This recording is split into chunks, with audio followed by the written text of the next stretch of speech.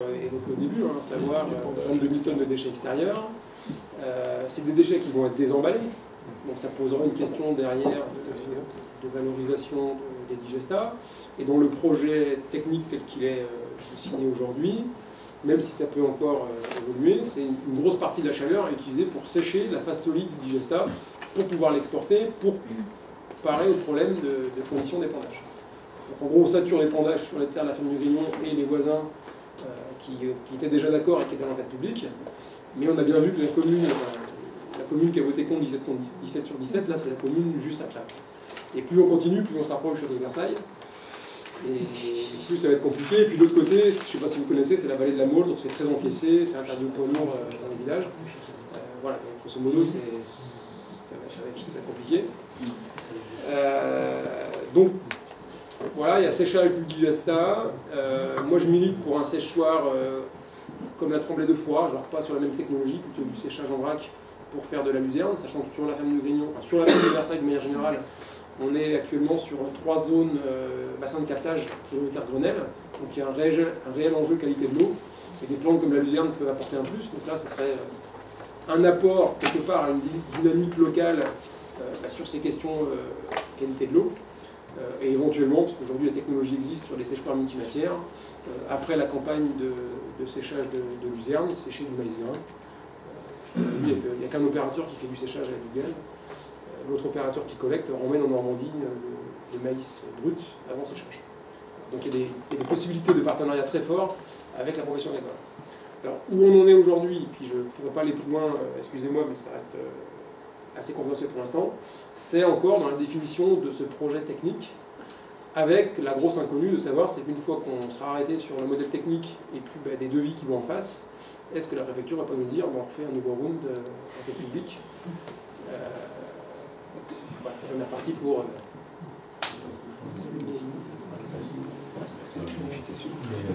Alors, juste un autre petit topo à la suite de ça, pour vous dire quand même qu'à Grignon, on tient beaucoup à la méthanisation. Donc là, on est parti sur un autre projet, qui est un projet B, mais qui finalement sera complémentaire du projet A s'il arrive à terme. Je vous parlais de notre fosse à lisier existante, elle existe toujours, on y met du lisier. Elle émet naturellement du méthane, du protoxyde d'azote et des odeurs. Donc là, en fait, on travaille, c'est une start-up faite par deux anciens de l'école, avec un système en fait sur des bouées flottantes ici, qui va lester au-dessus une bâche de méthaniseur. Et donc, naturellement, en fait, les lisiers émettent du méthane.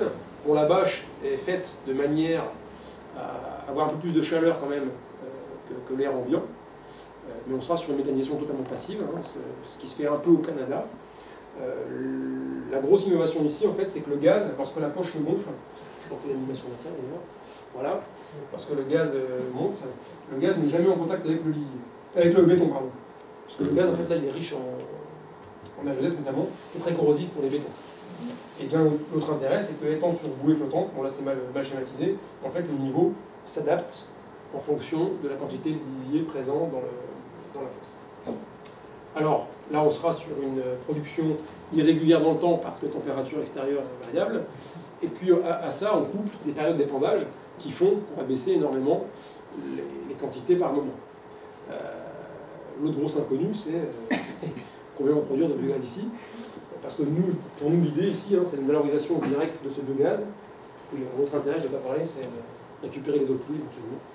Il y a deux intérêts, c'est qu'on valorise l'eau de pluie et puis on évite la dilution du lisier, donc les volumes à épandre.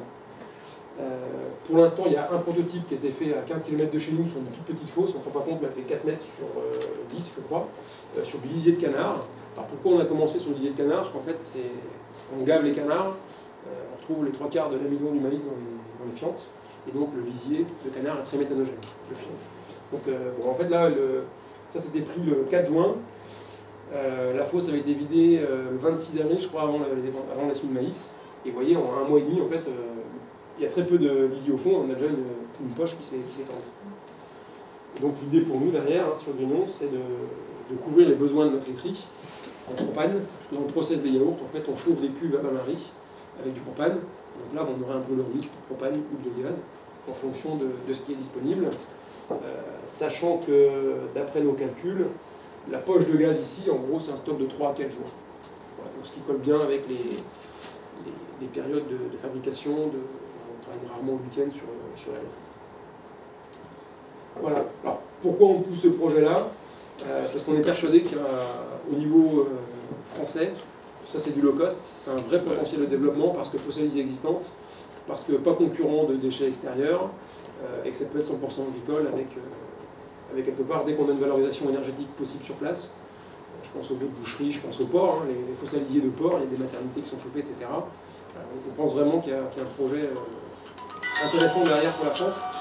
La grosse question, voilà, c'est combien on va émettre réellement de méthane, sachant qu'on va être sur des temps de séjour de l'ordre de 150 jours en moyenne du lisier. Donc ces estimations-là, ça nous dit qu'on récupère à peu près 40 à 45% en moyenne du carbone qu'on aurait récupéré dans un système industriel de méthanisation. Vous envisagez de brasser?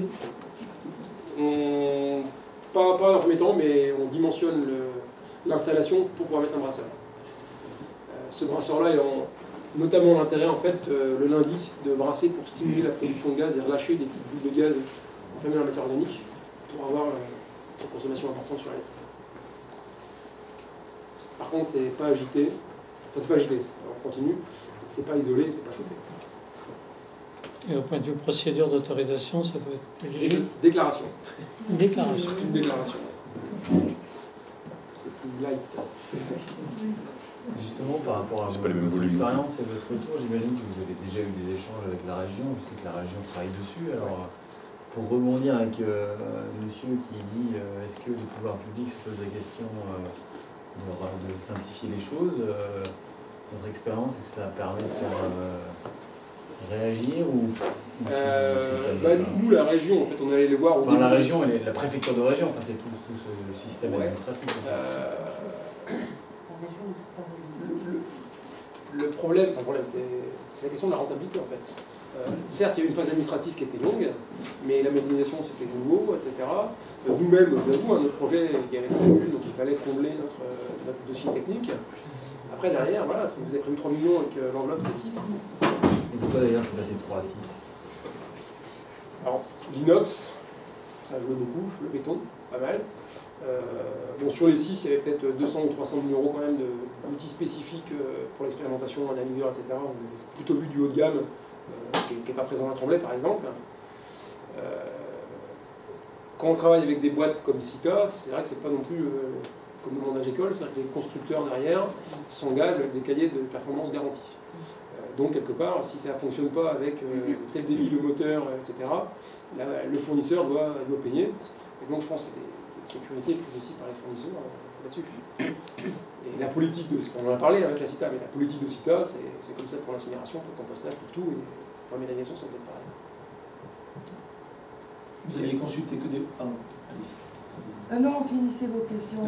La question, vous aviez consulté que des Français? Ah non, pas du tout. Au passage, non, il y avait aussi des Allemands. Bien sûr. Alors les Allemands, il y a différents cas de figure. Il y a des gens, je peux les nommer, mais qui s'adaptent bien aux contraintes françaises, etc.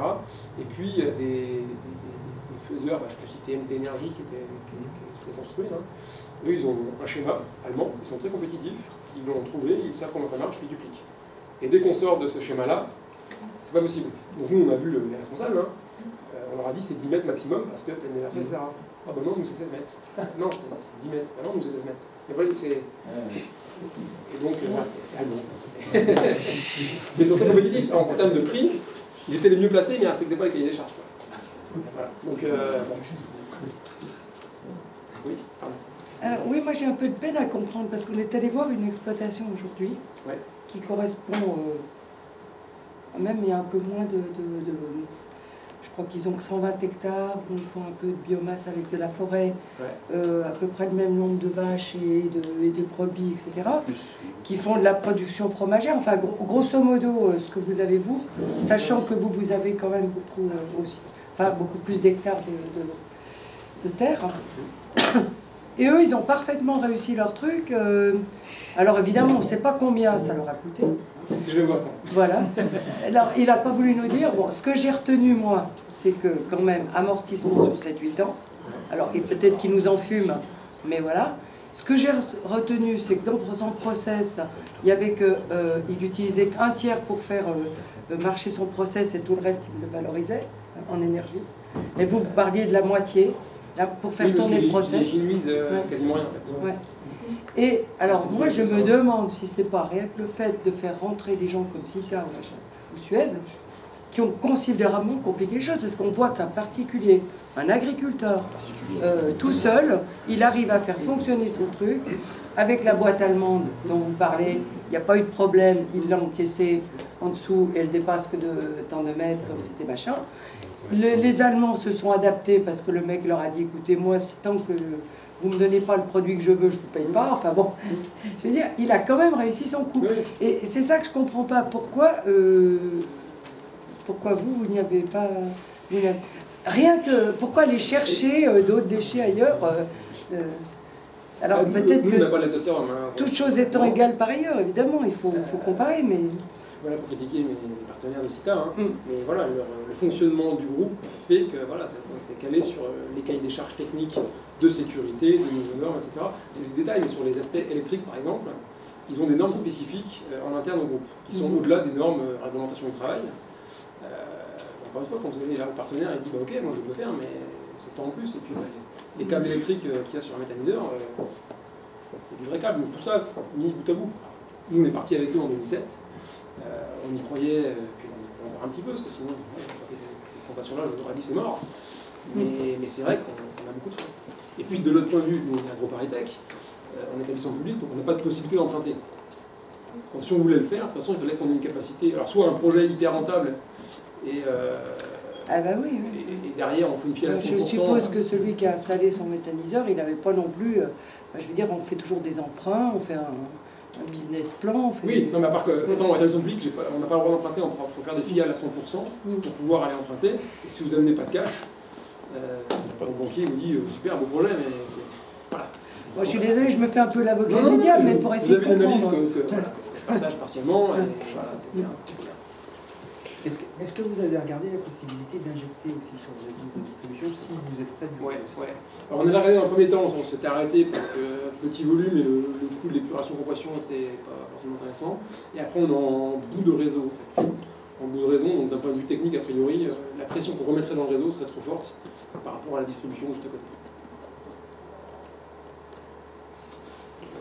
À côté de ça, à 1 km, on a une énorme canalisation de gaz qui passe pour alimenter les grosses zones de stockage de bennes, mais là c'est plus compliqué pour se piquer dessus. Et on ne peut pas détendre pour arriver à la bonne pression. Ah bah sur la grosse canalisation, je ne pense pas qu'on ait le droit d'y toucher. Enfin, je ne me suis pas renseigné. Mais votre injection a été trop forte quand c'était dans l'autre sens. En fait, nous on est en bout de ligne, et donc c'est vraiment de la petite canalisation avec des petits débits pour distribuer les gazinières locales. Je suis pas spécialiste, mais parce que il faut être pas trop petit, pas trop. En fait, il faut qu'il y ait faut que la quantité que vous allez injecter puisse être absorbée par le réseau, et donc qu'il y ait une consommation derrière qui puisse absorber justement ou jouer sur l'effet tampon. Et là, si vous êtes complètement en bout de réseau, voilà, c'est effectivement une situation un peu délicate. Oui, ce qui m'a aussi un peu étonné, c'est que vous disiez que bon, vous avez fait déposer votre permis, machin, à la préfecture. Je comprends tous ces enquiquinements. Et puis que vous avez fait un appel d'offres après, vous êtes rendu compte que vous partiez sur 3 millions et que c'était 5 millions ou un truc comme ça.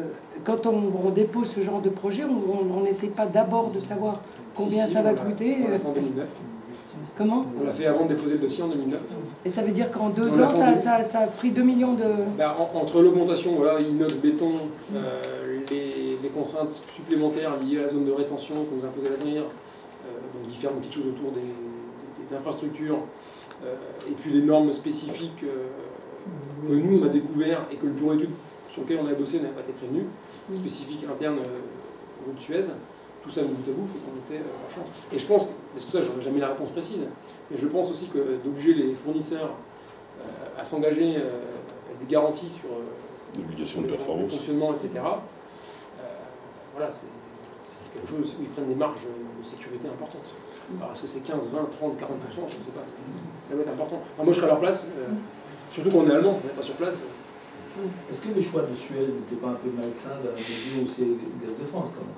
Enfin, Est-ce que non, parce que nous, on a plein de... quand même de ce lobby énergéticien qui va peut-être voir d'un mauvais œil que d'autres gens arrivent sur leur territoire. Non, je vois pas ça comme ça. Et comme je l'ai dit, en 2007, c'était plutôt de se dire, au contraire, sur la question de la méthanisation, on n'y va pas seul, et on fait ça en partenariat avec le monde agricole, et je pense qu'ils étaient sincères, en disant, voilà, problème produit liquide, donc zone d'épandage, le lisier, c'est quand même un super inoculum, et même si on fait un peu n'importe quoi, de la pub derrière, le lisier, ça tamponne, et on relance la machine. Donc non, je pense qu'ils étaient sincères. Bon, après, la rentabilité a fait que... Voilà. Il y aurait eu une autre possibilité, hein, c'est qu'on faisait un projet d'outil à 7-8 000 tonnes en déclaration, et on partait tout de suite. En 2008, on partait. Le problème, c'est que Citon nous aurait dit, mon métier, c'est de traiter des déchets, et donc